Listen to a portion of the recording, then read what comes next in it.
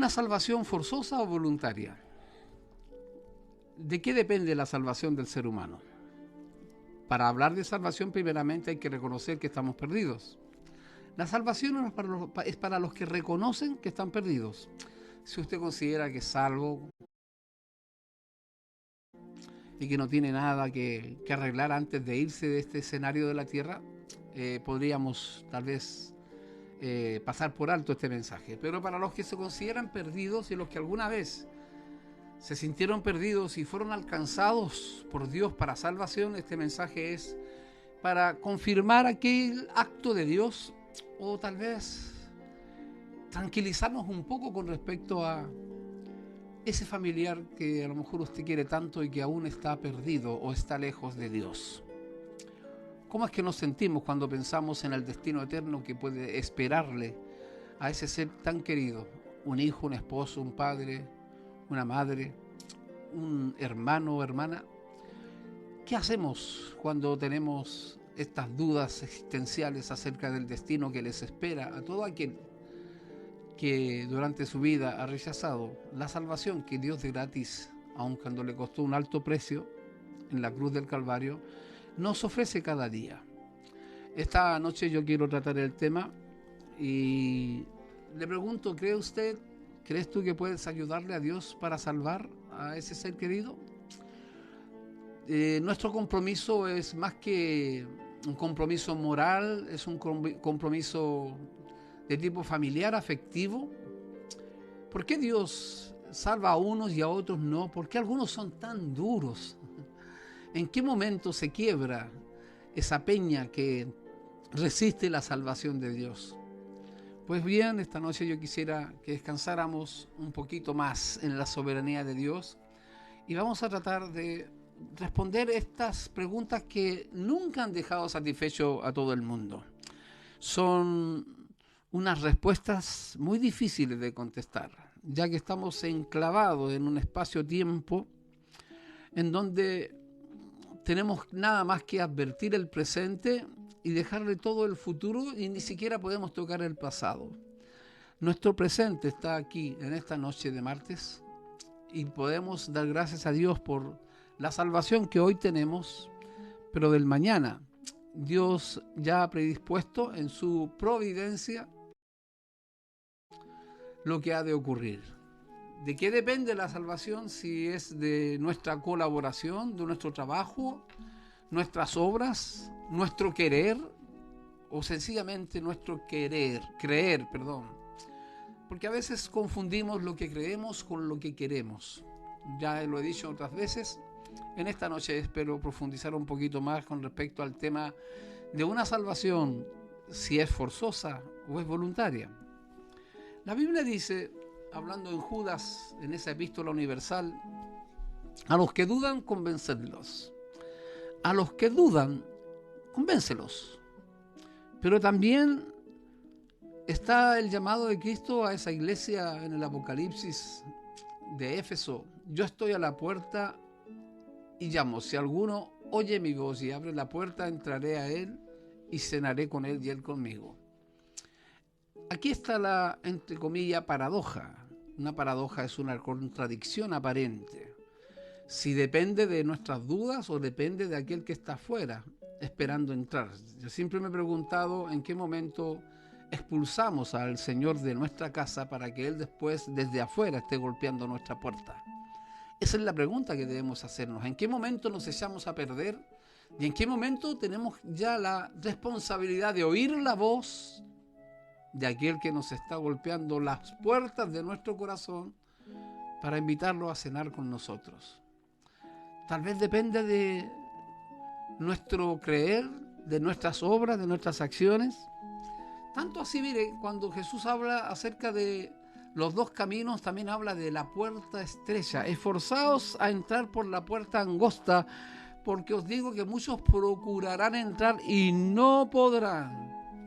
Es decir, a veces también el esfuerzo que podamos poner tampoco va a resultar en salvación, pero sí debemos esforzarnos por entrar por la puerta estrecha. Si aparecen las dudas debemos convencernos, pero nunca debemos olvidar que como he leído y quiero leer en esta noche en Efesios capítulo 2, verso 8, dice, hablando Pablo, porque por gracia sois salvos por medio de la fe, y esto no de vosotros, sino es don de Dios, es un regalo de Dios. Esta salvación por medio de la fe que recibimos es un don de Dios. Esto no es de nosotros. Ahí es donde está la paradoja. ¿Cuánto determinamos nosotros con nuestra voluntad? ¿Existirá verdaderamente el libre albedrío? ¿O estará todo ya predeterminado? ¿En qué momento podemos nosotros descansar de que Dios está detrás de todas las cosas? Hace un tiempo atrás prediqué sobre un gran tema que es Dios está detrás de todos los asuntos. Si Dios está en el asunto, no hay nada más que hacer. Ahora, Dios está detrás de todos los asuntos. ¿Cree usted que Dios está ajeno a las grandes problemáticas del ser humano, a las guerras, al hambre, a las revoluciones, a las necesidades? ¿Crees que Dios ha olvidado los problemas que estamos pasando? Es indudable que si creemos en Dios, vamos a creer que Él es omnisciente, es omnipresente y es omnipotente. Si podemos confiar en esa clase de Dios, perdón la expresión clase de Dios, entonces podemos descansar, pero tampoco ser tan indiferentes y pasivos a la hora de responder adecuadamente a una invitación. Cuando encontramos en la Biblia dos llamados, se confunden sobre todo cuando se trata de lo que es el llamado. Teológicamente hay un llamado al discipulado y hay un llamado a la salvación. En Mateo capítulo 16, verso 24, Jesús le dijo, si alguno quiere ser mi discípulo, niéguese a sí mismo, tome su cruz cada día y sígame. Y este es un llamado al discipulado, no a la salvación. Y en ese discipulado es indudable que vamos experimentando crecimiento, revelación y por ende estamos siendo salvos. El versículo más clave del libro de los Hechos es en el capítulo 2, verso 47, donde dice, y el Señor añadía cada día a la iglesia los que habían de ser salvos. Así está traducido en la Reina Valera, pero el original, en el griego dice, el Señor añadía a los que iban siendo salvos. La salvación es un hecho presente, que le corresponderá en el futuro aplicarla a Dios, pero Jesús dijo, el que cree en mí tiene vida eterna, la vida eterna es presente. Es por lo tanto muy bueno que definamos los llamados que Dios nos da a veces y los confundimos entre el llamado al discipulado y el llamado a la salvación. ¿Cuándo habla del llamado a la salvación? Precisamente cuando un hombre en la noche oculto de sus pares fue a ver a Jesús. Su nombre es Nicodemo, un fariseo, un hombre ilustre en la sociedad judía, pero por temor o vergüenza no quiso ir en público a hacerle la gran pregunta a Jesús. Y Jesús le dijo, si no nacieres de nuevo, no entrarás ni verás el reino de Dios. Esa pregunta sigue latente hasta el día de hoy. ¿Cómo puedo yo entrar al reino de los cielos, al reino de Dios?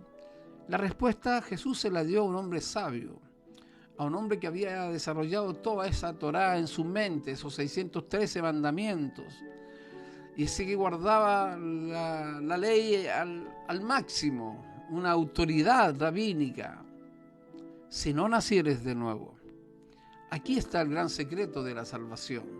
La salvación es un acto de Dios, es un hecho de Dios que experimenta el ser humano toda vez que Dios la ejecuta de una manera vertical, soberana. ¿Y qué más hacer sino responder adecuadamente a ese acto de Dios? El problema que tenemos con respecto a la salvación no tiene nada más que ver con el ego. Tenemos que ser sinceros. De alguna vez y por todas, el amor que nos tenemos a nosotros mismos es superior al amor que le tenemos a Dios, que le decimos tener a Dios. Y se lo estoy diciendo a usted también, hermano. No estoy eludiendo a ningún, ni aludiendo a ninguno en especial. Pero todos tenemos el problema que nos amamos más a nosotros que a Dios, ese amor que le confesamos a Dios. El egoísmo precisamente es lo que enceguece, porque lo que no se ama no se abrazará de buena gana. Hoy en día mucha gente guarda la ley, guarda un día. Tenemos problemas con los sabatistas, testigos de Jehová, que santifican el sábado y que nos tratan de paganos por celebrar el domingo que celebraban los paganos romanos. Y guardamos los puntos y las tildes de la ley, pero si no amamos a Dios más que a nosotros mismos, entonces no hay futuro en la salvación. Por eso muchos no tienen, como dijo Jesús, el que tenga oídos para oír. Si tienen oídos, si no tienen oídos para oír, no es porque no tengan, es porque no quieren oír. El tema es que estamos esclavizados a nuestras propias pasiones y se aman más las tinieblas que la luz. Por eso la salvación no se hace efectiva. Así como no se hace un discípulo a la fuerza, tampoco la salvación es a patadas y a empujones. Al que duda es porque está parado en un punto de inflexión en donde necesitamos darle una palabra de ánimo, alumbrar en la oscuridad con una palabra de Dios. Pero no podemos salvar a nadie a la fuerza. Dios tampoco derriba puertas. Yo estoy a la puerta y llamo. Si alguno oye mi voz y abre la puerta, entraré a él. El corazón no tiene manillas por fuera, no tiene cerraduras por fuera. El corazón solo tiene una manija por dentro. Uno determina a quién entra y a quién expulsa. Amados, el problema es tan imposible que sin la ayuda de Dios es imposible destronar al yo. Sin la ayuda del Señor, si no interviene Dios, es imposible sacar de en medio al gran problema que hay para la salvación, que es nuestro ego. Ser libres de nosotros mismos solo es posible cuando nos entregamos a Dios. Ser libre de nuestros temores, de nuestras aspiraciones, de nuestros sueños, de nuestros intereses, de nuestro amor por nosotros mismos. Y no es que vamos a despojarnos de tal manera que nos consideremos la nada, todo lo contrario. Cuando nos entregamos a Dios es cuando recién empezamos a tener sentido del valor que tenemos, ya que alguien envió, y ese es Dios, a su propio Hijo para rescatarnos y ocupar nuestro lugar. En vez de morir nosotros, Él murió por nosotros. Nos amamos tanto a nosotros que nuestro amor hacia nosotros mismos oscurece el amor que decimos tenerle a Dios. ¿Por qué se rechaza entonces esta verdad? Hay tres razones. Como dice Pablo, se rechaza la verdad con injusticia. En Romanos capítulo 1, verso 18, y se cambia la verdad por la mentira. Se cambia la verdad por la mentira y se detiene la verdad con injusticia. ¿Por qué? La verdad hay que sacarla de en medio. Y ese es el gran dilema que tenemos hoy en día como sociedad, como humanidad. Se ha relativizado la verdad. No hay nada absoluto, todo es relativo. Entonces toda la verdad que nosotros decimos creer como verdad absoluta viene a ser sorna, burla, porque la verdad es relativa, depende del prisma con que uno mire. Las verdades las vamos haciendo todos cada día, cada uno tiene su verdad, pero dentro de nosotros sabemos que hay una verdad suprema, absoluta, y esa es la verdad de Dios. El rechazo y la negación de la verdad no se debe a otra cosa sino a que te amas a ti mismo y a tus pecados más de lo que amas a Cristo, el Cristo que murió por ti en la cruz. Seamos sinceros. Por eso, amados, antes de abrazar el Evangelio debe ser aborrecido el pecado, el mal. No puede haber una verdadera conversión hasta cuando no haya una convicción de pecado, que es lo primero que hace el Espíritu Santo toda vez que va a ejecutar la salvación en un ser humano, convencer al mundo de pecado, de justicia y de juicio. No es la bienvenida al club, no es bienvenida a la cofradía religiosa, no es bienvenida a la comisión, corporación. Hemos de pasar por el lugar donde Jesús pasó, morir a nuestro yo y aceptar la salvación, que es un regalo de Dios por la fe, pero identificarnos también en su muerte. Lo único que puede producir la salvación, y como evidencia, es un trasplante de corazón. Los pecadores deben nacer de nuevo. Para el hombre caído, Dios no es su principal afecto. sino que se ha colocado a sí mismo en ese lugar. El hombre caído no puso al diablo en su corazón, puso al yo en su corazón. Y de ahí es que anda en sus pensamientos, a su manera, como decía la canción de Frank Sinatra y Elvis Presley, my way, a mi manera y a tu manera y a las muchas maneras. El hombre se pierde cuando hay solo una manera y un solo camino. I am the way, the truth and the life. No one goes to the Father except by me. Se dice en inglés. Mire mi inglés. Yo soy el camino, la verdad y la vida. Nadie viene al Padre sino por mí. Eso lo dijo Cristo. Qué importante es entonces amar al Señor y reconocer que lo único que puede producir un verdadero salvo es un corazón trasplantado. Para el hombre caído, por supuesto que Dios no es su principal afecto, sino ese espejo que nos revela nuestra imagen. El conocimiento de Dios no es visto sino como una amenaza a nuestros estándares morales. Pareciera que Dios es el super policía, el agua fiesta. Por eso tenemos que alejarnos de la luz para que nuestras obras no sean vistas. Inclusive a nosotros mismos nos autoengañamos. El conocimiento de Dios también es visto como una amenaza porque lo que más buscamos en nuestra existencia es nuestra autonomía, hacer lo nuestro. Cada uno se extravió por su camino, dice el profeta Isaías. Cada uno se extravió haciendo lo suyo y cada uno está en su mente, en su vida, en sus deseos. Porque el deseo también oculto de escondernos de Dios. Esa amenaza del conocimiento de Dios que va contra la moral, contra la autonomía y contra ese síndrome de escondernos, ocultarnos de Dios, es lo que hace imposible ser salvos. Para creer en la verdad, el hombre debe abrazarla afectuosamente y esto requiere someterse a Dios, pero someterse a Dios es demasiado difícil porque, ¿sabe? Significa destronar al yo. Sacar al yo de por medio. Y ahí es donde aparecen los puntos de vista, el gusto, el interés personal. El verdadero problema, amado hermano y amigo, es que el hombre está esclavizado voluntariamente a su egoísmo. Voluntariamente a su egoísmo. Y por eso detestan la verdad, detestan que alguien se levante como la única verdad. Y aquí estamos. Si la salvación que nosotros queremos experimentar y verla en nuestros seres queridos no es ejecutada por Dios, entonces de nada sirve. No me elegisteis vosotros a mí, yo os elegí a vosotros, dijo Cristo. No dependa del que quiere, ni del que corre, sino de Dios que tiene misericordia. Y por gracia sois salvos por medio de la fe, y esto no de vosotros, sino que es un don de Dios para que nadie se gloríe en su presencia. ¿Se está dando cuenta que la salvación es un hecho portentoso de Dios? Ahora, ¿usted qué quiere en la iglesia? ¿Quiere ver a alguien que no haya experimentado jamás a Dios y ser miembro de una iglesia? ¿Cuánta gente está hoy día en una iglesia, en un templo, pagando sus votos o mandas o penitencias sin haber experimentado la salvación? Pues bien, yo le voy a decirle, a la hora de plantar algo, ¿qué es lo que usted quiere? ¿Una cebolla o un roble? Para que algo nazca basado en las emociones, para ser miembro del grupo de jóvenes, para ser miembro de la sociedad de damas, de las dorcas, o del grupo de varones o voluntarios, hace falta algo más que decidirlo.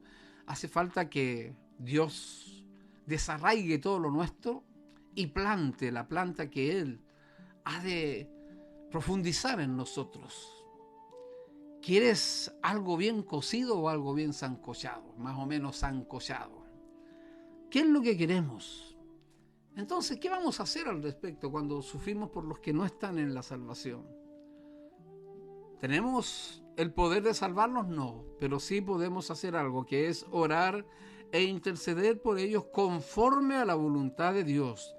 La oración verdadera, efectiva y eficaz es aquella que hacemos conforme a la voluntad de Dios. No hay otra manera de obtener algo definitivo de Dios, sino es orar conforme a la voluntad de Dios. Es lo primero que debemos hacer. Segundo, debemos predicar el Evangelio, debemos hablar de la verdad, debemos poner la luz, no bajo el almud, sino ponerla en alto. Y sobre todo nuestros hechos, que hablan más fuertes que la luz, que nuestras palabras, perdón. Y tercero, ¿qué debemos hacer? Orar para que se abran puertas. Que se abran puertas eficaces para anunciar el Evangelio. Y este es un medio tecnológico que estamos usando. Gracias a Dios por la tecnología que nos ayuda a poder llegar a un rincón. En estos momentos sé que hay personas enfermas oyéndome, personas que están hospitalizadas, personas que están detrás de una reja, personas que están viviendo momentos difíciles. Pero gracias a Dios porque se ha abierto esta puerta para ir una palabra. Y si fuiste alcanzado por la salvación de Dios, dale gloria a Dios, sea agradecido, gózate. Y dile que toda la gloria es de Él, que no depende de ti, sino de que Él tuvo misericordia. ¿Y qué debemos hacer para que la palabra de Dios sea eficaz, que corra, sea glorificada? Y nosotros, como quinto elemento, ser fieles y fieles hasta el fin. Y el fin de todas las cosas lo establece Dios. Vea lo que dice Pedro en su primera carta universal, en el capítulo 4, verso 7. Mas el fin de todas las cosas se acerca. Sed sobrios y velad en oración. Es lo que nos corresponde hacer, mantenernos fieles nosotros. Tal vez el ánimo, la tristeza nos embarga al saber que no hemos podido conseguir que ese ser querido nos ayude o camine con nosotros y pueda entender la verdad que a nosotros nos ha alumbrado. Pero en esta noche descansa en Dios. Dios ama más a su marido que lo que usted dice amarlo. Dios ama más a sus hijos que lo que usted dice amarlos. Él lo ha demostrado, no hay duda alguna. Por lo tanto, en esta noche descansemos en el poder salvífico de Dios, que en el momento más inoportuno para algunos, más impensado, Dios puede hacer brillar la luz en plena oscuridad, romper la piedra, y no hay quien se oponga cuando Dios interviene. Me despido de ustedes con la esperanza de saber que el que es salvo permanezca salvo, de gracias a Dios en humildad, siga fiel al Señor y sigamos intercediendo, orando y ayudando a aquellos que dudan, que los convenzamos con la verdad persuade, sin manipulación. La mentira manipula, la manipulación es diabólica, la persuasión es divina. Que Dios nos persuada en esta noche. Que tengan un buen descanso, que Dios les bendiga y nos seguimos mirando en la presencia de Dios. Buenas noches.